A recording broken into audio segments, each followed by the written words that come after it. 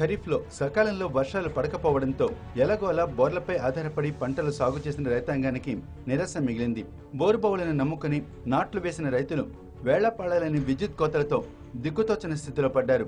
దీంతో వరంగల్ జిల్లాలో వ్యవసాయ రంగం ప్రశ్నార్థకంగా మారింది. పంటలు ఎదుగుతున్న సమయంలోనే కోతలు మొదలవడంతో నీళ్లు లేక పంట పొలాలు నెర్రలు బారుతున్నాయి.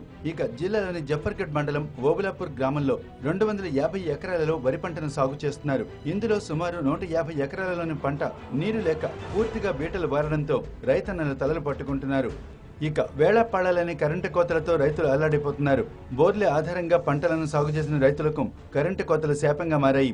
అడపాదడపా వచ్చే కరెంటుతో సాగు చేస్తున్న దానిలో సగం కూడా పండడం కష్టమేనంటున్నారు రైతులు.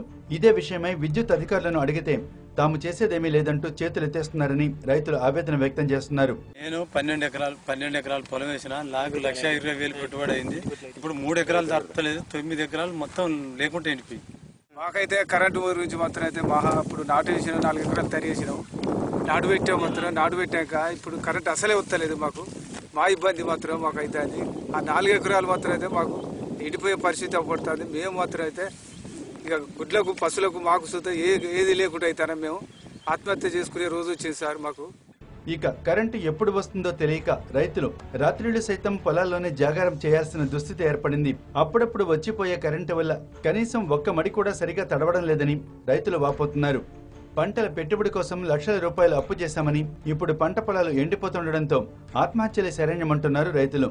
మేము వర్షాభావ పరిస్థితులు కాలాలు లేక మేము పంట పొలాలు వేసుకున్న మొత్తం టోటల్గా మొత్తం ఎండిపోవడం జరిగింది. కాబట్టి దయచేసి ఏదైతుందో మాకు 7 గంటలు కరెంట్ ఇస్తే మేము ఇప్పటికైనా మా ఎండిపోయిన పంట పొలాలను బాగుపరచుకోవడానికి మాకు అవకాశం ఉంటుందని చెప్పి ప్రభుత్వానికి తెలియపరుస్తాను. ప్రభుత్వం స్పందించి తమకు కేటాయించిన 7 గంటల విద్యుత్తును సక్రమంగా సరఫరా చేయాలని రైతులు కోరుతున్నారు.